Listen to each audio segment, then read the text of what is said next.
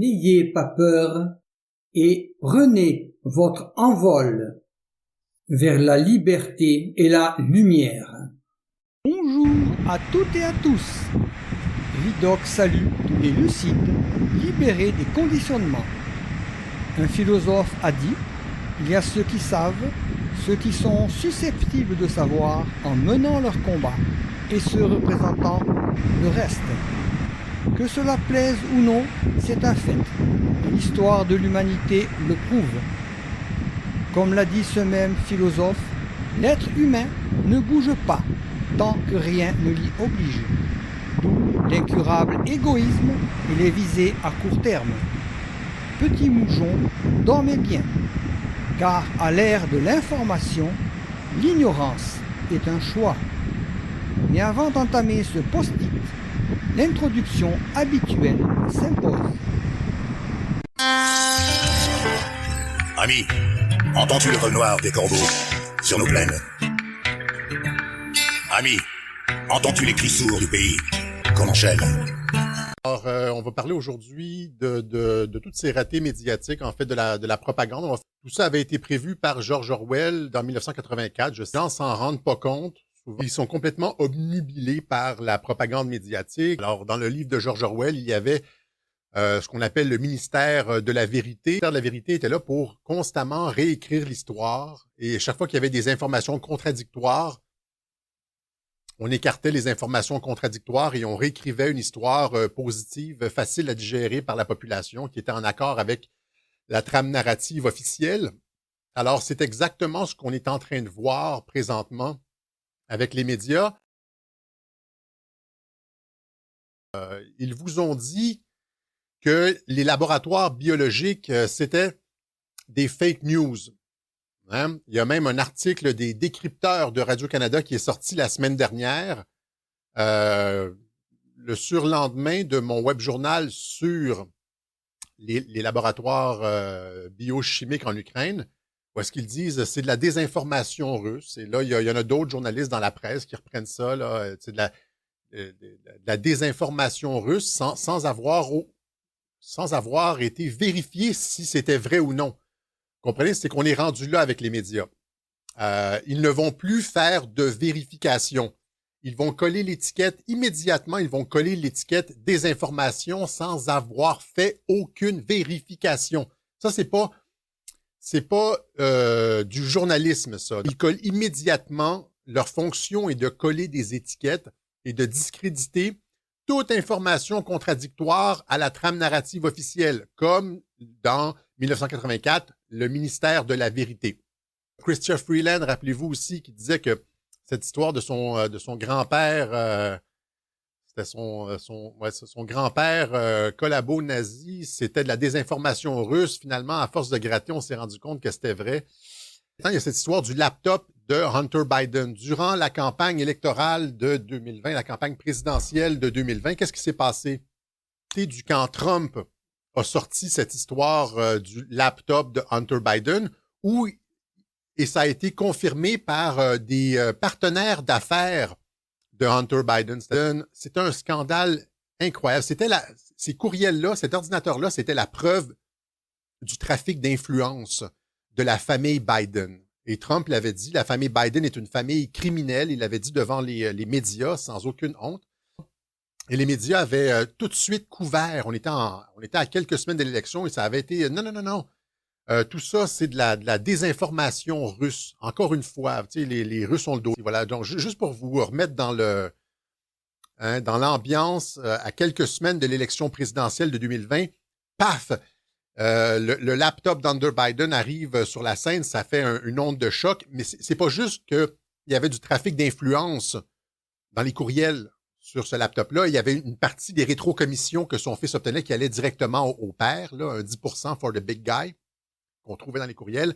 Il y avait aussi le fait que Hunter Biden fumait du crack et passait son temps avec des prostituées. Il y a même des photos avec des très jeunes, des petites filles là-dedans, etc. Un peu comme le laptop de Anthony Weiner, hein, le mari de Huma Abedin, qui était l'aide de camp d'Hillary Clinton, où on avait trouvé un laptop sur lequel le NYPD, la police de New York, avait trouvé des dossiers sur Hillary Clinton and Crimes Against Children, des crimes contre des enfants. Vous, les médias, vous êtes des criminels parce que vous couvrez le crime. Tu sais, vous êtes des complices au crime. Donc, le laptop montrait des crimes et les médias couvraient les crimes. Donc, quand on couvre un... Tu sais, c'est comme... C'est aider... tu sais, dans le code de justice, il y a ce genre de truc-là, comme aider quelqu'un à commettre un crime ou couvrir un crime. Ça aussi, c'est criminel et Trump l'avait dit. Alors, je vous montre la négation en 2020 des médias. Ça avait été mur à mur. C'était de la désinformation russe. Il n'y avait rien de vrai là-dedans. La nouvelle de cette semaine, c'est que le New York Times a finalement reconnu que les courriels étaient authentiques. Ah. Alors, ils avaient répété toute cette histoire-là en chœur. Et là, finalement, le New York Times a admis, c'est un an et demi après l'élection. Et là, il y a des sondages qui sont sortis qui ont montré que si on avait... Parce que ce qui s'était passé en plus de tout ça, c'est que Twitter avait banni le New York Post pour avoir sorti l'histoire. Tous ceux qui parlaient du laptop de Hunter Biden étaient censurés. Tu pouvais perdre ton compte Twitter. Il y a des comptes Twitter qui ont sauté à cause de ça. Donc, c'était les fact-checkers, la censure Facebook. Et ce qui est intéressant là-dedans, c'est que les médias disaient que c'était de la désinformation russe sans aucune preuve. Comme ces histoires, quand ils disent que l'histoire des laboratoires en Ukraine, c'est de la désinformation russe, quand ils disent c'est de la désinformation russe, ils n'ont aucune preuve de ce qu'ils avancent. Si on pouvait comparer avec la réalité, ils n'ont aucune réalité objective à laquelle comparer l'affirmation. On peut dire, on ne sait pas, mais c'est pas ça que les médias font. Les Russes disent qu'il y a des laboratoires en Ukraine. On ne sait pas, nous allons faire nos vérifications. Ça, c'est ce que les journalistes devraient faire. Or, c'est pas ça qu'ils font. Ce que les journalistes font, c'est qu'ils mettent tout de suite l'étiquette des informations sans vouloir regarder le fond des choses. Or, il y a des trucs pour les laboratoires en Ukraine, il y a des documents officiels de l'ambassade américaine qui ont été présentés au Conseil de sécurité avec les signatures de représentants à l'ambassade qui expliquent, qui autorisent ce genre de recherche, etc. Ça a été présenté devant le Conseil de sécurité. Et là, il y en a qui disent non, c'est de la désinformation russe, alors que c'est des documents signés qui n'ont pas été réfutés par le département d'État. Le département d'État n'a pas dit ce sont des faux, ce sont des documents officiels. On présente des documents officiels et le ministère de la Vérité vous dit des informations russes. OK? Et donc, c'est pour ça que plusieurs personnes maintenant disent que, surtout avec cette histoire-là, ça faisait longtemps qu'on le savait, mais que à cause de cette histoire du laptop d'Hunter Biden, cette histoire du laptop d'Hunter Biden constitue la mort du journalisme. Et là, je vous ai parlé souvent à quelques reprises de Glenn Greenwald. Il y a quelques journalistes qui restent encore. Je veux dire, on les compte sur le bout des doigts. Faut pas tous les mettre dans le même sac. Il y a quelques journaux, j'avais parlé du Ottawa Citizen. Il y a encore quelques organes de presse qui grattent un peu. Mais tout ce qui est gros, tout ce qui est conglomérat, etc., là, ça, c'est contrôlé. Donc, Glenn Greenwald qui blaste, qui attaque le New York Times sur son admission, finalement, de la véracité des informations sur le laptop de Hunter Biden. Ça, c'est Glenn Greenwald. C'est lui, le journaliste que Edward Snowden avait choisi pour révéler ces informations. Vous avez vu le film Snowden, le journaliste qui est en face de Snowden, c'est Glenn Greenwald. Et donc, selon moi, c'est un des derniers journalistes intègres. Je suis vraiment pas toujours d'accord avec ses opinions, là, mais je crois en sa sincérité. Glenn Greenwald, qui avait aussi parlé de ses... en 2016, on parle souvent aussi de Julian Assange au Web Journal. Julian Assange avait révélé par l'entremise de Wikileaks en 2016, lors de l'autre campagne présidentielle en 2016, il avait révélé la liste de tous les journalistes qui collaboraient avec la campagne d'Hillary Clinton, c'est-à-dire à peu près quelque chose comme 80 ou près d'une centaine de journalistes qui envoyaient leurs textes à la campagne Clinton avant de les publier. Ça pour approbation. On n'est plus dans le journalisme, là, on est dans la propagande, dans le ministère de la vérité. Alors, c'est ça ici. Donc, vous voyez, encore une fois, les médias d'une voix unanime, ni une réalité. Et finalement, ça s'avère être vrai. Mais ils ont obtenu leur résultat, c'est-à-dire ils ont tout fait pour faire rentrer Joe Biden. Ils ont couvert la vérité, mais c'est, comme le dit l'autre, c'est la mort du journalisme. Et dans la logique mondialiste, on ne peut pas dire la vérité aux gens. On laisse pas le libre arbitre aux gens. Les gens, on est dans une conception, on a un changement de civilisation, là, comme on avait dit à plusieurs reprises l'automne dernier. Le libre arbitre n'existe plus. Cette idée de la raison, de l'être raisonnable, qui est capable de se faire une tête, hein, en regardant différentes options, en pesant le pour et le contre. L'individu raisonnable avec le libre arbitre n'existe plus. C'est exactement ce que Penelope McQuaid disait à Stéphane Bureau dans l'entretien radio quand Stéphane Bureau avait interviewé Didier Raoult. Elle lui avait dit, on ne peut pas faire ça, il ne faut pas laisser les gens entendre ça, parce que les gens peuvent se... Vous comprenez? Et ça nous amène au point 2 du Web Journal, c'est-à-dire la conception de l'humain du Forum économique mondial. Hein, la conception, on en a parlé avec Valérie Bugeaud, on en a parlé avec Lucien Cerise dans nos entrevues. Cette conception de la liberté du libre arbitre disparaît dans la technocratie, dans le monde dans lequel ils veulent nous faire rentrer. Et là, je vais vous montrer quelques extraits de un penseur brillant, mais absolument dangereux, Yuval Noah Hariri. Hein, on était passé de la guerre totale à l'ère de la propagande totale, de l'ingénierie sociale totale. Ça va avec cette conception-là de l'être humain, d'un être humain qui est entièrement piratable, manipulable, contrôlable. Un être humain qu'on peut réécrire sans fin. Donc, un être humain sans identité. Et là, comprenez toute la charge mondialiste contre les identités. Pourquoi ils essaient de détruire, entre autres, l'identité de genre. Je suis un homme, vous êtes une femme, etc. L'identité on essaie de rendre tout fluide. On essaie de rendre fluide qu'est-ce que la nationalité, qu'est-ce qu'un Français, qu'est-ce qu'un Québécois, qu'est-ce qu'un Russe, etc. Ça devient de plus en plus brouillé. On lève les frontières. Donc, ils détruisent les identités parce que lorsqu'on veut pirater le cerveau de quelqu'un, il ne faut pas que la personne ait une conception forte d'elle-même, qu'elle sache exactement qui elle est. Il faut qu'elle soit fluide, manipulable, etc. Et donc, en écoutant Yuval Noah Hariri, faites le lien avec la propagande dans les écoles sur la fluidité du genre, sur qu'est-ce que l'identité nationale et tous ces trucs-là, qu'on voit beaucoup qui sont très à la mode. C'est pour permettre justement l'ingénierie sociale sans fin. Donc, l'ère de la propagande totale et du ministère de la vérité va avec la conception de l'humain comme piratable à souhait. Et la fin du libre arbitre, la fin la censure qu'on nous propose ici des journalistes de plus en plus sur Internet, etc., va avec la fin du libre arbitre. Les deux sont ensemble, les deux sont liés. On ne laisse pas aux gens le temps de souffler. C'est ça que je disais finalement, on est passé de la COVID à l'Ukraine. Là, beaucoup de personnes l'ont vu. Hein, c'est comme les gens ont... Et ça a commencé avec « Je suis Charlie ». Si vous retournez en arrière, ça a commencé avec la fusillade de Charlie Hebdo. Et là, tout le monde devait avoir le truc « Je suis Charlie », les manifestations dans la rue. C'est là qu'on a commencé la mobilisation de masse et la propagande totale. Pensez à la COVID, pensez à l'Ukraine. C'est toujours le même mode d'opération. On laisse pas aux gens le temps de souffler. On est passé d'une fake news à une autre. Hein?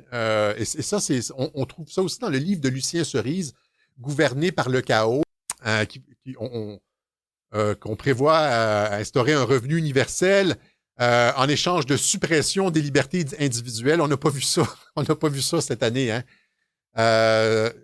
Orchestré par des compagnies pharmaceutiques, les gouvernements pour nous imposer un vaccin obligatoire. Vaccination obligatoire, ça non plus. contre la COVID-19 et cette machination culminerait avec l'imposition de passeports sanitaires. Une théorie du complot. Passeport sanitaire et carte d'identité numérique qui permettrait à l'État profond de nous suivre à la trace. Ils sont pas en train de faire ça au Québec, Alexis Delancier. Non. Alors, oui, c'est-à-dire que ça, c'est les fact-checkers. Encore une fois, on est dans le ministère de la vérité. L'identité numérique et les passeports vaccinaux, tout ça, était au moment où ça a été publié, j'avais déjà présenté des webjournaux où est-ce que j'en parlais avec des preuves et tout en Irlande, en Europe. Parlais de passeports vaccinaux, il y avait le projet d'identité numérique au Québec, mais ils nous présentent ça comme si c'était ridicule. C'est ça le tour de magie. Industrial revolution is, it doesn't change what you are doing. It changes you. If you take a genetic editing, right. Just as la quatrième révolution industrielle ne change pas ce que vous faites. Elle vous change, vous. Change what you are doing. It changes you. If you take a genetic editing, right. Just as an example, it's you who are changed. And of course, this has a big impact on your... La quatrième révolution industrielle donc, a vocation à changer le génome humain, ce que nous sommes, avec de la nanotechnologie, etc. Donc, et c'est ce qui est inscrit sur le site du gouvernement du Canada. Ça va changer notre conception de ce que nous croyons être un être humain, notre définition de l'être humain. Ça a un impact important sur votre identité. This is the point when authority really shifts away from humans to algorithms. Donc, essentiellement, il vous dit maintenant que avec les algorithmes, on est capable de tout prévoir. Et là, maintenant, on est à un moment de l'histoire où on transfère l'autorité de l'humain à la machine, à l'intelligence artificielle, à l'algorithme. C'est ce qu'il vient de dire, là. Donc, c'est la fin du libre arbitre. Many tyrants and governments wanted to do it, but ça, c'est au Forum économique mondial en 2020. Nobody understood biology well enough, and nobody had enough computing power and data to hack millions of people. Alors là, il parle de pirater les gens. Il dit les tyrans ont essayé de le faire. Des gens, par le passé, ont essayé de contrôler des populations, etc. Il dit même la Gestapo, le KGB a essayé de le faire, mais ils n'avaient jamais assez de puissance de calcul comme celle qu'on a maintenant avec les ordinateurs. Maintenant, on est capable de pirater les gens parce qu'on sait exactement tout d'eux. Et ça, c'est grâce à Facebook, grâce à toutes sortes d'algorithmes sur Internet. On regarde vos habitudes de consommation, ce que vous achetez, vos relevés de carte de crédit, et les ordinateurs calculent tout ça. Ils sont capables de prédire ce que vous allez faire, ce que vous allez dire, etc. Donc, il dit, c'est le rêve du tyran. Il vous le dit, là, les tyrans ont essayé par le passé, mais là, ce sera pas les tyrans, ça va être... Ben non, ce sera pas les tyrans, ça va être une caste technocratique qui va le faire. C'est ça, c'est des tyrans en choses. Gestapo nor the KGB could do it. But soon, at least some corporations and governments will be able to sit... Maintenant, des corporations et les gouvernements vont pouvoir faire ce que les tyrans par le passé, le KGB et la Gestapo ont toujours essayé de faire. C'est clair, ça. Systematically hack all the people. Indeed, we succeed in hacking and engineering life. This will be not just the greatest revolution in the history of humanity. This will be the greatest revolution in biology since the very beginning of life 4 billion years ago. For 4 billion years, nothing fundamental changed. Not the intelligent design of some god above the clouds, but our intelligent design and the intelligent design of our clouds. The IBM cloud, the Microsoft cloud, these are the new driving forces of evolution. Today, we have the technology to hack human beings on a massive scale. In this time of... Vous avez entendu ça? Nous avons aujourd'hui la technologie pour pirater les gens à grande échelle. Qu'est-ce que les médias font? Qu'est-ce qu'ils ont fait durant la COVID? Qu'est-ce qu'ils font avec l'Ukraine?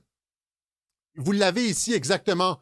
Les médias sont le moyen par lequel les mondialistes piratent les gens à grande échelle.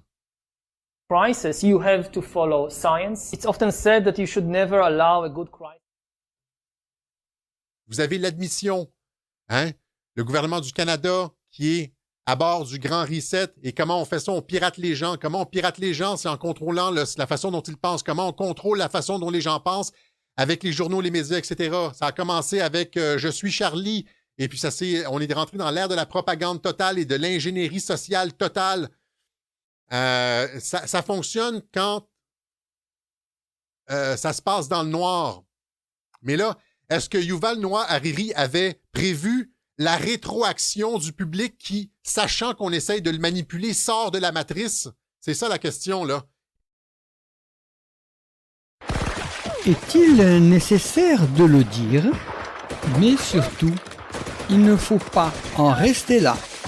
Ne baissons pas les bras et réagissons. C'est nous qui brisons les barreaux des prisons pour nos frères